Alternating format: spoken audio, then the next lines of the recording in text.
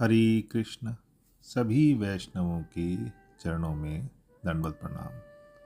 प्रश्न है, श्री नरोत्तम दास ठाकुर को उनके गुरुदेव श्री लोकनाथ गोस्वामी जी ने घर क्यों भेजा और श्री नरोत्तम ठाकुर ने उस दुख में कौन सा पद गाया।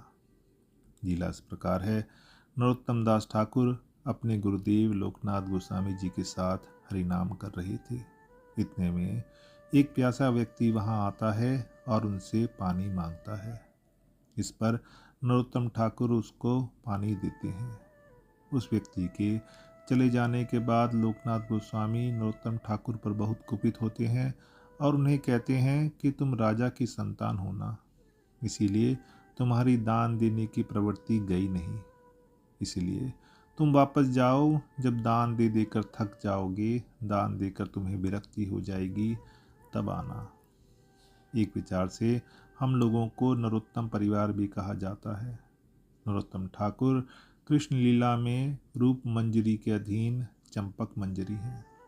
शील नरोत्तम ठाकुर माघी पूर्णिमा में राजशाही जिले में खेतरी धाम में राजा कृष्णानंद दत्त और नारायण देवी को अवलंबन करके आविर्भूत हुए।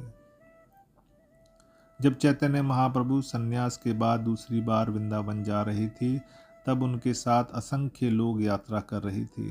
इस कारण उन्होंने वृंदावन जाने का विचार छोड़ दिया और कनाई नाट्यशाला से लौट गए तथा पुरी के लिए प्रस्थान किया। वहाँ पर उन्होंने नरोत्तम नरोत्तम पुकारा। नरोत्तम ठाकुर का तो उस समय जन्म भी नहीं हुआ था। नरोत्तम ठाकुर तो महाप्रभु को बहुत प्रिय हैं, चंपक मंजरी हैं। नरोत्तम नरोत्तम पुकारने से सबको बड़ा आश्चर्य हो गया। यद्यपि नित्यानंद प्रभु सब जानते थे, किंतु उन्होंने सबको समझाने के उद्देश्य से महाप्रभु से पूछा, नरोत्तम बोलकर आप किसे पुकार रहे हैं। तब महाप्रभु कहते हैं, देखो यहाँ पर नरोत्तम आएगा, अभी नहीं, बाद में प्रकट होगा। मैंने जब संन्यास लिया था तुम मेरे लिए बहुत रोए थे। तुमने जो अश्रु बहाए थे, तुम्हारे वह प्रेम रूपी अश्रु इकट्ठे करके मैंने पद्मा नदी को दे दिए हैं। वही प्रेम नरोत्तम को देने के लिए मैं पद्मा नदी को बोलकर आया हूँ। तो महाप्रभु ने वे दिव्य प्रेम पद्मा नदी के पास रख दिया।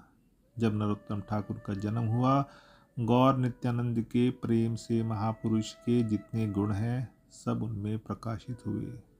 वे उनके पार्षद ही हैं। नरोत्तम राजा कृष्णानंद दत्त के पुत्र के रूप में आविर्भूत हुए। जब नरोत्तम ठाकुर जी की आयु मात्र 12 वर्ष की थी,